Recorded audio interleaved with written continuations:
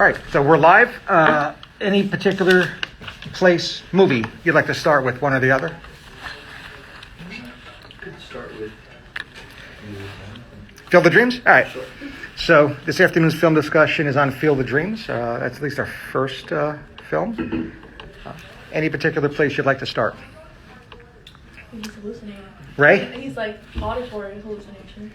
Well, I mean, among the many or a few taglines of this film is the voice, Yeah. right? So there are perceptual disturbances. So we could definitely start out with that. All right. So perceptual disturbances. Again, a week away from your shelf exam.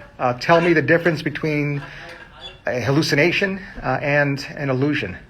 an illusion is like there's a stimulus there that's being like misperceived versus a hallucination. There's no stimulus there and they're seeing something.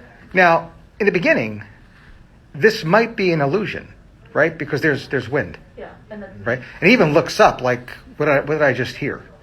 So it might be an illusion. And certainly, he actually is seen by his primary care physician, who almost, if you can kind of read between the lines, supports that idea in that I didn't see the PCP being overly concerned.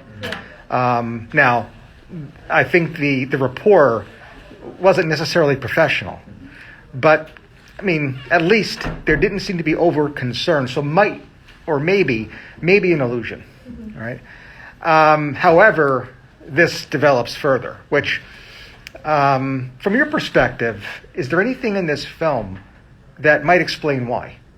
So maybe an allusion to a hallucination, and maybe a hallucination that then incorporates multiple sensory modalities, right? Because he begins to see things too. Why? Any idea there? Well, the one thing that I think is weird is that if he had like just him as a psychiatric like illness and he was hallucinating or having these illusions, the other two family members also are having them as well. But the brother. But you could do like baloo. Yeah, well, but the brother though initially doesn't see anything or hear anything. Right. So I didn't get a chance to look this up. I was gonna, if there was like, I was gonna throw out gas leak or there's something in the house that was like causing them to all hallucinate. Right. So let's break this down. Now, your observation is one of perspective. And that is, if you choose to view this movie through a third-person perspective, it does appear that Ray, upon experiencing psychotic features, his family not, scenes later, his family adopting Ray's psychosis. I mean, even his wife co-signs it. He's like, I've been hearing these voices. I have to build this feel. And she's like, I mean, if that's what you feel like you need to do. And I was like, girl, what? Yeah. Yeah. Now, on the other hand, if you choose to take a different perspective, and instead of a third person, assume a first person perspective, and that you are seeing the scenes unfold through the main character's eyes, maybe it's just a desire of his that his family, with the exception of his brother-in-law, Right. agrees with him. So it's a matter of perspective. So I would recommend and suggest that you take that first person perspective for this reason. A lot of the things we discussed over the course of your clerkship focused on plots like this. This is a ghost story, albeit not a horror film. But we've tackled horror too. And in almost every single film that we therefore discussed, folia do or shared psychotic disorder is at the top of our differential diagnosis, and we can't go through that again. Yeah. So I appreciate that from a certain perspective, this looks like yet another case of shared psychotic disorder. But because we've discussed this already more than once, because we've discussed movies just like this more than once, let's just take that perspective that everything we're seeing is through the eyes of Ray Kinsella.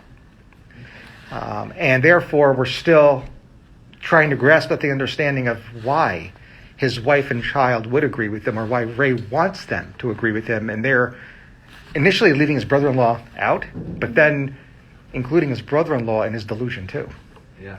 Well, also, if you do the first person view, then who's to say that he even has a wife or a daughter. He could just be. He could be there in the house by himself. But then the only thing against that though is like the brother-in-law is there and interacting with the. If he's there. Yeah, if well, he's there. if he's there too. Right. Like Yeah. we never see any foreclosure signs. We never see any like indication that like the house is like at risk of being lost in the way that I feel like other movies have sort of papers, things like that, you know, slid under the door. So that's a good point.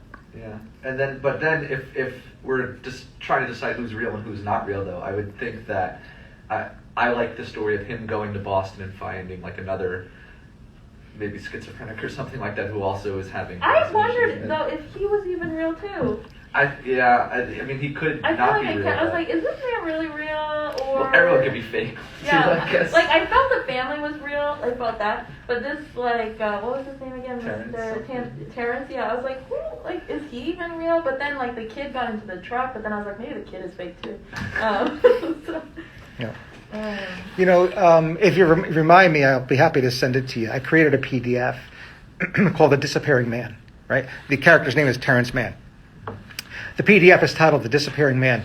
If you look at that scene when Ray, after the ball game, drops him back off at his Boston apartment, and Ray, I'm sorry, I take it back. It's prior to. So he's dropping him off for the first time. And it's moments away from Ray making that U-turn and then stopping the car, Terrence jumping in, and they're headed to Minnesota. Okay? Well, I guess to Minnesota together, right?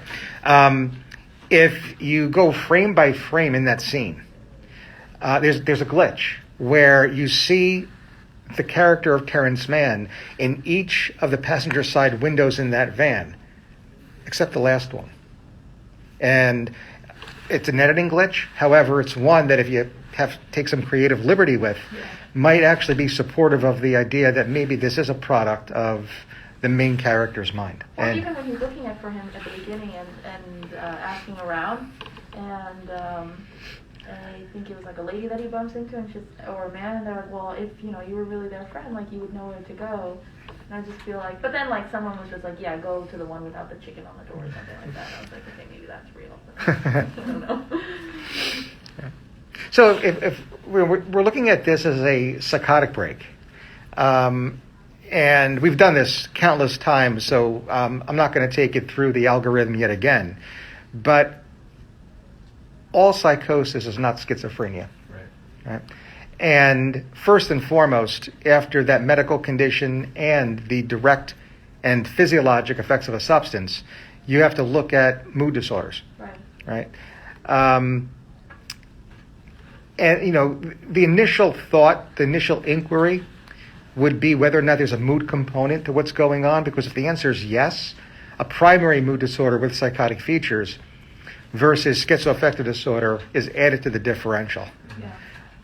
What are your thoughts about there being an affective component to Ray's case? Oh, 100%. I was like, 100%. this man, dude, I feel like he's like manic right now. Like, he's got to build this thing and like. Right? Yeah. And there's some dysphoria too, isn't there? I mean, the big reveal is at the end. Yeah. Spoiler alert. But we understand why Ray's basically been depressed all his life, right? Regret and guilt, right? So the answer is yes, there does appear to be a mood component. Any feeling whether or not this is a primary psychotic disorder and therefore schizoaffective versus a primary mood disorder? I feel like my only thought that it would have to be is because no one can be manic for this long, right? Like, he can't have like a month-long manic episode, right? Sure. No, mania untreated, 3 months is the Really? average. Yeah. Okay, so maybe I take that back then. Yeah. Average is 3 months? Yeah, untreated, right? It just feels like 3 months. physiologically Depressive episode 6, mania probably half that. Wow. Yeah, it just feels like physiologically unsustainable. But in that case, yeah, then I guess you could make, because I was like, okay, if we're saying like his mania can only last so long, then he has to be schizoaffective because then he's still having these delusions outside of his mania. But I don't really appreciate, and then I agree with you, and to further support that, I don't really appreciate the cognitive deficits that we would expect in someone with a primary psychotic illness like schizoaffective disorder. Because remember, This condition is very similar to schizophrenia, albeit for the added affective component. So even though cognitive deficits are not part of the definition, they are a big part of this illness, and I don't see that here. So I agree with you. I tend to think this is a primary mood disorder. I think there's evidence of dysphoria stemming from the separation from his dad. But I also see a lot of what's going on perhaps as part of a manic episode as well. Now, to further support this even more, and I promise you we're going to get to a teaching point, is after meeting with his primary care physician, I actually believe there was a referral made to a psychiatrist. And it is my belief that the psychiatrist gets this right in establishing the most likely diagnosis being bipolar 1. Most recent episode, manic. And I further believe he was started on a medication that is, in fact, FDA approved for a manic episode. My question then is, if you are to accept that, is there anything, to your point, over the course of the next several months that would suggest that not only was he prescribed this, but that medication over time was rendered ineffective, and why? So here's what we do know. It was September-ish when he heard the voice and saw the PCP, which means it would be early mid-October that we would expect him to have had a psychiatric evaluation and that diagnosis of bipolar 1 established. Mm-hmm. We don't know what happens over the winter. He may have been treated, but we do know by the following spring he relapses. There's another mood episode. And this one incorporates him seeing a ghost, or the ghost of Shoeless Joe Jackson. That's, I think, the events that transpire between those two scenes. Remember, when he is actually at a point of relapse, he is, I think, looking over his numbers, including taxes, with his wife in their kitchen. That's the scene I'm referring to, right? And his daughter comes out and says, "Dad, there's somebody on the lawn," right? So anything else in those scenes that might lead you to suggest more detail about what treatment was provided and why maybe it was ineffective come the spring?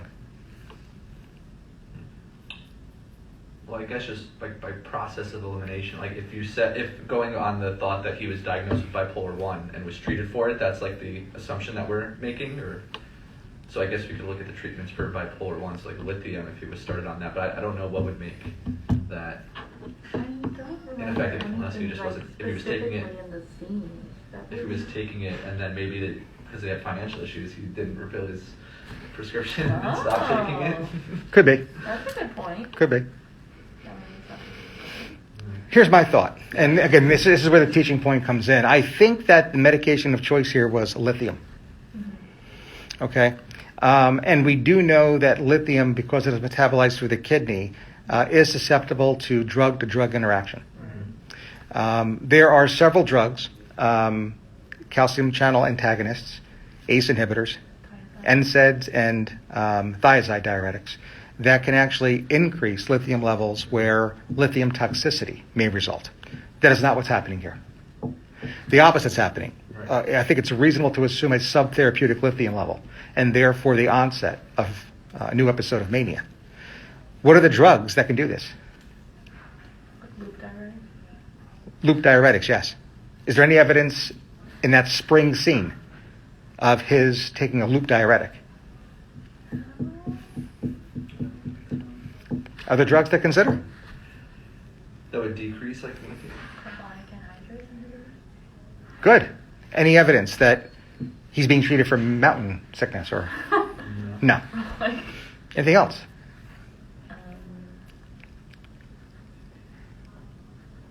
Caffeine. What is he drinking in that scene? Right. So, and again, it's a cup of coffee. I get it. But boy, what a nugget, Phil Robinson handed us in that scene, his drinking coffee. And oh, by the way, coffee is in several other scenes, right? A matter of fact, I think that, and again, I may not get the exact wording down from the script, but upon seeing the ghost and then his wife, quote unquote, seeing the ghost, if she's truly seeing the ghost, I think she says something along the lines of, put on another pot of coffee. I think she does say that, yeah. Right? And then when he goes and visits Terrence Mann, he's drinking coffee again. Right? So it's in multiple scenes. Now, again, if you're a coffee drinker, you may look at that and say, I drink triple that in a day. And I get that. But there's certainly evidence in this movie that we have a character who is bipolar, who happens to be drinking coffee and who becomes manic. And if anything, it's to remind us that caffeine is one of those drugs. And it may actually explain what happens to him that spring. Is there like a known, like, have they studied like how many milligrams of caffeine or whatever? So it's just not to my knowledge. Okay, so not to my knowledge. So that certainly is. Now, the other thing to consider here is that the initial eval and the treatment plan was insufficient. And it is true, lithium is in fact FDA approved for the treatment of mania. He also had psychotic symptoms. So for severe manic states, the current recommendation is dual therapy, is polypharmacy of lithium plus an FDA-approved antipsychotic, usually of the atypical class. Chlorpromazine, Thorazine, is a first-generation typical antipsychotic that you can use, but otherwise we're talking about the atypicals. If he had been on one, and if his lithium level was to be subtherapeutic due to caffeine ingestion, he may have been covered. And he may not have seen anything. He may not have experienced any perceptual hallucinations that spring. Okay? So that scene, and we could add in the initial quote-unquote voice, not only is suggestive of bipolar, but not only is suggestive of bipolar being a chronic illness with relapses and remissions, but why an individual may relapse. Of course, at the top of our list would be noncompliance. Stress can certainly, it's biopsychosocial. So psychosocial stress, we know that he's stressed. Matter of fact, they're looking at the numbers when he sees the ghost in the spring. But in addition, bio may actually be caffeine and that drug-to-drug interaction. So those medications, again, are caffeine, the osmotic diuretics, Lasix, loop diuretic, carbonic anhydrase inhibitor, Diamox. Those are the main medications that you'd be concerned about. And while none of them really exist from the diuretic class, caffeine not only exists in this movie, but there are enough scenes, I think, that would cause us clinical concern.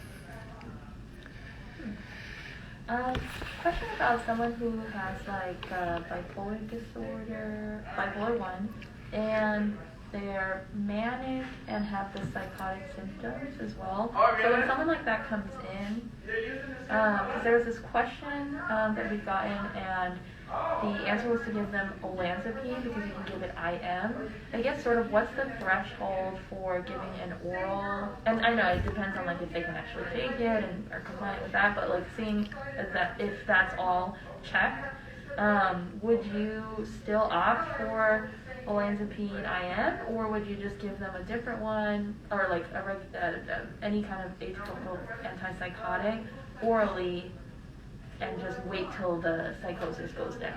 Yeah, so I think if you're thinking through a case like this, starting at square one, a manic episode with any evidence of psychosis really should be treated, as we mentioned, with polypharmacy, with one of those medications being an FDA-approved antipsychotic for active mania, number one. From there, whether to give it PO or sublingual probably has everything to do with how severe those psychotic symptoms are in terms of imminence. If you're concerned of there being imminent danger, then the fastest route of administration is medically necessary and clinically indicated.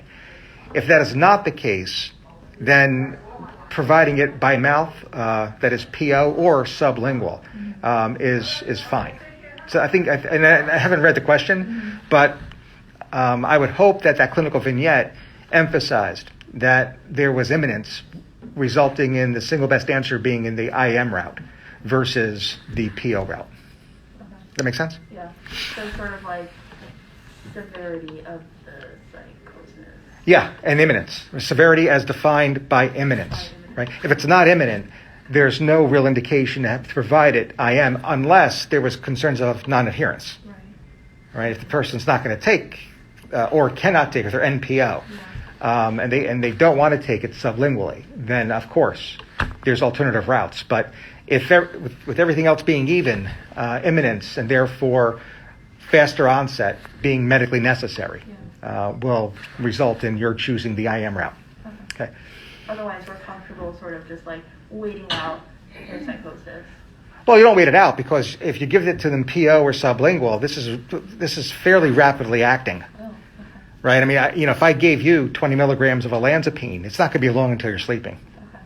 right? We do use it off label for sleep initiation, insomnia, right? Early insomnia.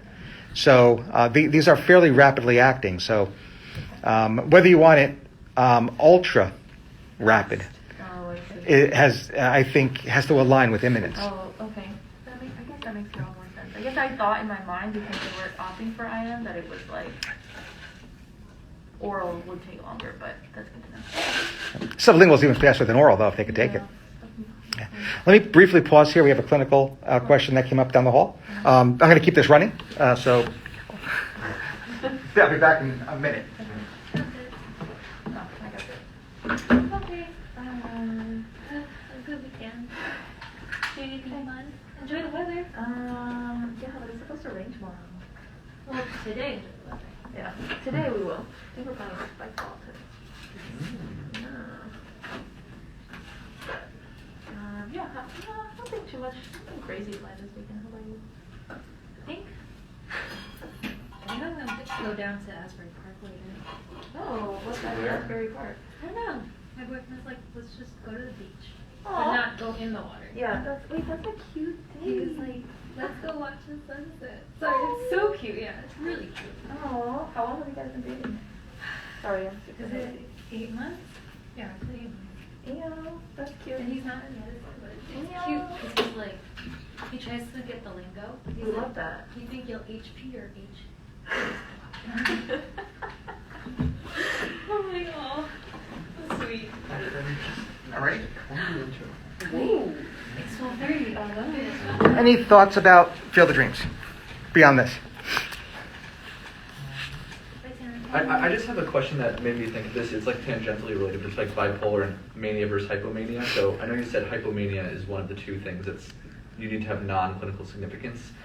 So what if, and for mania, the symptoms need to be lasting more than 7 days. So what if you have a manic episode lasting 3 days causing clinical significance? I think we're going to call it mania. Okay. And think about it. It's not necessarily clear as day when you read the DSM, right? So here you really need to think of what is best for your patient. Yeah. And I think it would be potentially harmful if they're experiencing clinically significant, behavior, but because of a timeline, you're not willing to treat them or address it. So nobody would really do that. So I agree. And we probably shouldn't get a question like that. Where No, it's like, but, yeah. but just for my own. yeah, and there's some evidence to support this, and even published in the DSM, because what the American Psychiatric Association states is that if there's any behavior that is medicated, the timeline is washed away, right? So if somebody at 3 days were to get treated and their mania stopped, you wouldn't then call it a hypomanic episode, right? So that 7-day cutoff is for untreated cases. And I think we could extrapolate that to conditions in which people are symptomatic for 2 to 3 days and untreated. What would you call them then? And I think it's still safest to call it mania. Okay. I just want to know, so Dr. Shigetsu will call or not? Oh, it's my impression that we're planning on calling. Okay. I just want to, so he's not, he was going to call now. Okay, thank you very much.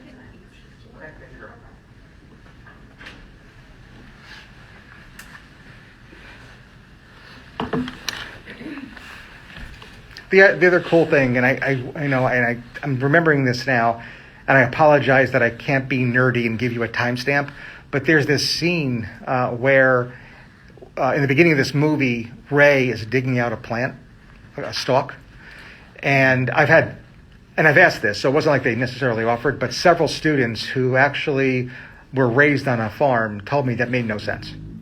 What they were observing made no sense. And I love that scene because as he dug out that stalk, it reminds us that dig fast happens to be the acronym that we've all learned the manic symptoms from.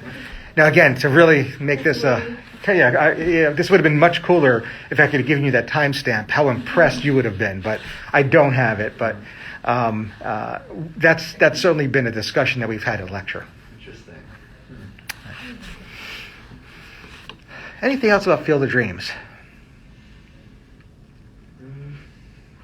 Are we discussing both the movies Yeah. within this hour? Yeah. Okay. I feel like there's a lot to unpack in the other one as well too. I don't know. Did you No, have another character in mind in Field of Dreams? No, the only one I will focus on that I think is noteworthy is Moonlight Graham.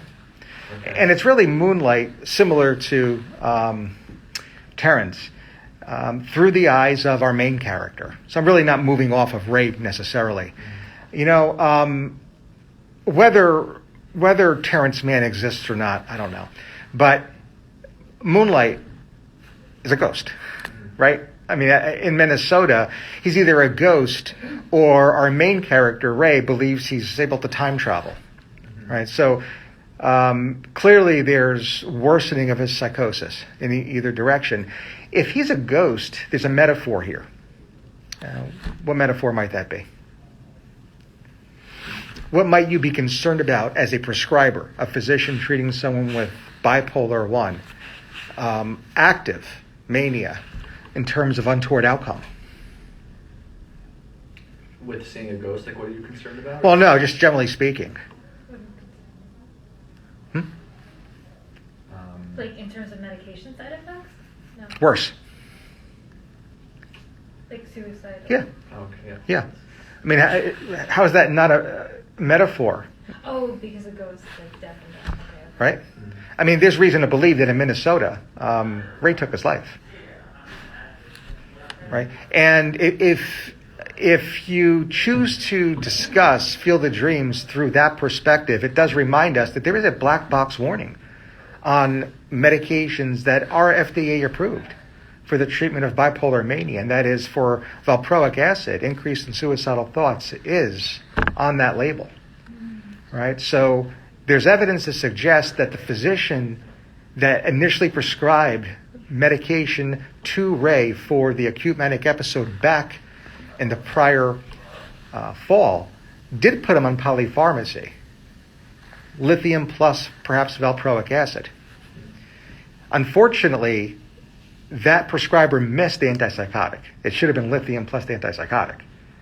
With the subtherapeutic lithium level, there was no antipsychotic coverage to prevent a relapse of psychosis, which does happen, and results in this character ending up in Minnesota and perhaps taking his life. Now, again, the manic episode in and of itself poses significant risk for suicide. But the role that the mood stabilizer played is really unknown. There, on the label, it does say increase in suicidal thoughts, and that's valproic acid, another medication that is FDA approved for the treatment of acute mania, and therefore may have also been part of the prescription in the treatment plan, albeit the fall prior. All right, let's switch over to Stephen King's Misery. Any final questions or thoughts about Field of Dreams? What is going on in Colorado these days, A lot. or in the 90s? TJ and I were talking about it earlier for this movie, what the diagnosis could be. What do you got? So we've got antisocial personality disorder, B1. But I also think there are also elements of bipolar, in that there are moments where it seems like she's splitting. Like she adores the writer, but then there are times where she'll like lash out. And then there's also an element of maybe fixation as well. Because the way she talks is almost childlike in certain ways. Like she won't cuss, Like she won't use certain language, and she'll get very upset when he uses it in his book. Okay. All right, so let's tease this out then, okay? Because I'm hearing a few things. First and foremost, does anybody here have any problem with our saying that this movie portrays an individual, a character, that demonstrates a blatant disregard for and the violation of others' rights? Yes, that's very fair. Right, okay. That said, not everyone with that cardinal feature is antisocial personality. One of the things we'd have to be very careful of is that this behavior is manifest during an episode that itself would explain that those antisocial traits. So that's number one. Okay. Now, having said that, and the other way to say this is that as we're looking to evaluate or work someone up for any personality disorder, another or coexisting psychopathology has been ruled out. That is, it can't explain the behavior, right? That's the same exact thing. What evidence is posed in this movie to suggest that this may in fact be antisocial personality, however? In terms of like, aside from her disregard for others and all that stuff, so you need also evidence of like conduct disorder before age 15. Is there such evidence in this movie? Potentially. How so? When they're looking through all the newspaper articles, there's something about like her, I don't know what age it was, but like her dad falling downstairs or something when she was young. Yeah. So she could have potentially killed her dad, which Right. would qualify for that. So we probably, even though we should always be very careful about discussing personality disorders in general, and in this case, antisocial personality disorder in particular, as a primary diagnosis upon first meeting someone, aka upon first watching Misery. In thinking this through, I think we probably should keep it in our differential nonetheless because of your observation. Right? All right. So having said that, we're gonna keep this here for now. But I also heard bipolar and fixation. Now, in the discussion of bipolar, I heard about these episodes, put words in your mouth, of devaluation and idealization, and the individual flipping in terms of, in this case, Paul Sheldon being so wonderful and not so wonderful. Is that bipolar? Like borderline? Yeah. So that really explains splitting. I say bipolar. I meant borderline. Yeah. But So- like bipolar, So it looks like we have a cluster B kind of to discuss here, because now we're hearing borderline traits, specifically the splitting, specifically or as demonstrated by periods, episodes of devaluation, idealization, right? And that's that could lend to mood lability, which itself is a diagnostic criterion of borderline personality disorder. She also appears to have very intense interpersonal relationships, borderline personality disorder. And then there's this fixation element. And people get fixated at different developmental stages because of trauma or micro traumas. Trauma itself is also very consistent. That is, it is a risk factor for borderline personality disorder. So your observation of fixation is congruent with this idea that this may be borderline personality. Having said all this, we again have to be very careful as things are shaping up here that all of the above is not due to another mental disorder that itself would explain everything, especially one from what was previously referred to as Axis 1. Right. So are there any other psychopathologies that we might consider that may actually explain everything we're discussing right now? Could it also be like a delusional disorder? There's delusion here, yeah. You know, I even think that she goes so far as to believe that Paul Sheldon is in love with her, that they have something. Like a rotomania? Yeah. Yeah. I think she has a automatic delusion. Yeah. But she specifically says in the movie, I know you're not in love with me. Or do you think that's just like an Is offhand? that like denial? Yeah, there's something going on there. Yeah, so what I think's happening here is I that, thought about that too. yeah, you know, I don't think Misery is a case study of a psychotic illness. Right. I think Misery is a case study of a non-psychotic illness that, due to stress, begins to evolve into psychosis. And it's during that evolution that the individual maintains insight. And I think that scene demonstrates that insight. So she's not quite there yet. Right. There's evidence of psychosis, but due to where she is at the like on that timeline, there's that evidence of insight, which of course, unfortunately, is not favorable, because her recognizing this then leads her to decide that she is going to be part of a wonderful, I think that was her word, murder-suicide. Right? So that's the way. Now the question is, all right, fine. Yes, there's evidence of psychosis, but it does not look or appear to be the result of a primary psychotic disorder, but otherwise the evolution of something else. What might that something else be? And this is where we might cheat and look at the Netflix series. What is a series of Misery? Well, yeah, the Netflix series is Castle Rock, and I think the first season or the second season is... The first two seasons are Shawshank Redemption and Misery, yeah. Wow, interesting. And we see a young Annie Wilkes with a explicit diagnosis of bipolar. Yeah. So that's something to consider here. Now, if you've cheated and if you've either seen or now heard of this pre-existing condition, pre-existing as part of the Castle Rock series, and you had rewatched Misery, specifically looking for evidence to support, anything there? For bipolar? Yeah. There's like the grandiosity she has. Like, she thinks she could be like this great, fantastic writer and take over from auditory hallucinations, like God telling her that she needs to bring him there. I forget exactly what it was. Yeah. See, what would happen is that if you were not thinking like this, the grandiosity may be misinterpreted as yet another part of cluster B, specifically narcissistic. Right. Yeah, that's it.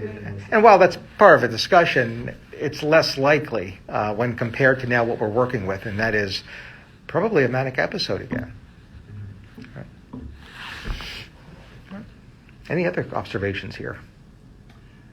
The other thing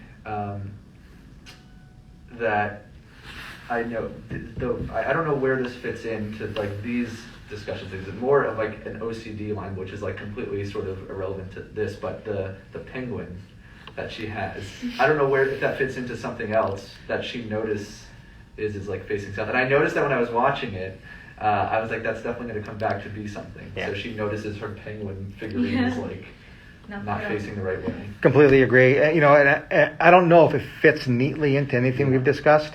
I think she probably does have a co-occurring OCPD, obsessive compulsive personality. Yeah.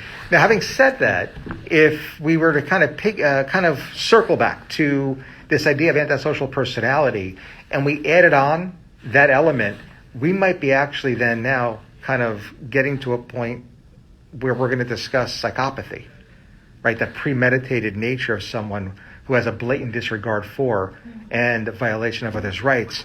There's mental illness, but then there's also this psychopath where they're that planning and cunning. So that's something to consider here. Yeah, and I was looking at that too, because like psychopathy or whatever isn't in the DSM-5. So, but there was that what you were saying? We discussed something before, and I forget what it was about someone being a psychopath. Is it if they have antisocial like personality traits without evidence of conduct disorder? Is that like one of the That's one of the ways in which we would use that clinical term. Okay, but then the other way you were just saying now is if they have like other like premeditated ideas and stuff. Would it also be if there's personal gain from some of the things? Potentially. The answer to your question really focuses primarily on the history of this clinical term, psychopathy. It's not a diagnosis, but a clinical term. This comes from forensic psychiatry. Last name of the psychiatrist is Hare. You can look it up, the Hare Psychopathy Scale. The idea here was that while antisocial personality primarily focuses on behaviors, the one thing that forensic psychiatrists believed was that there was a de-emphasis of feelings and like motivations of behavior. So what they did was construct a scale to pretty much augment and therefore supplement the DSM criteria. So if you look at the Hare psychopathy inventory, you'll see several features that overlap with the DSM definition of antisocial personality disorder, and then another half dozen or so that clearly don't. And those features that are extra are the ones that the field of forensic psychiatry and psychology believed really captured the feelings and motivations behind the behavior, whereas the APA focused primarily on behaviors. So there's no like modifier. You can't like diagnose someone with like antisocial personality disorder with psychopathic. Not yet. That might be coming. Okay. Right? That's a great idea. Yeah, And maybe in the next makes revision. sense. Yeah, it would make sense. Right? But that's something you have to consider here. Now, of course, what would help us, and one of my residents just last year did a wonderful job with this, Annie Wilkes on trial. Right? She's considering a career in forensics, doing a forensic fellowship. And she created this PowerPoint of what would happen if Annie Wilkes had lived, survived that gunshot wound. And I'm sorry, not gunshot. Yeah, the typewriter wound, air quotes, and then was brought to trial. And one of the things, I'm not going to go into it, and if you remind me again, I can get Grace to send you her PowerPoint. But one of the things I do recall her discussing was, on the stand, she will have to, under oath, let us know what happened across a timeline. That is, in her history when she murdered that top nursing student, etc., were there any signs or symptoms of digfast? Because if they were absent, and we would bring professors in and nursing supervisors in to, under oath, testify to this. If they're absent, then there are antisocial traits at work here. If on the other hand, they are not absent, then those antisocial traits might then be due to a larger condition, rule out mania, bipolar 1, most likely diagnosis. So that's where this would go in court. Okay. Then, of course, legally, and again, I don't want to get into a presentation, the legal standard is, even if you establish that all of the above is due to bipolar, did she understand what she was doing during that florid manic episode decades ago when that murder was committed? And evidently the answer is she definitely understood, because she was incarcerated, Right. and her psychiatrist did not do a good job defending her, enough job defending her. I don't know how she was out of jail like so quickly. I don't know. Yeah. All right. We're going to actually stop it here. And actually, next week we are off from didactic because of shelf. I mean, if you want a written excuse, I can get you back here for movie discussion in lieu of the shelf. But until we work that out, good luck on the shelf, and say goodbye to everybody watching from the outside.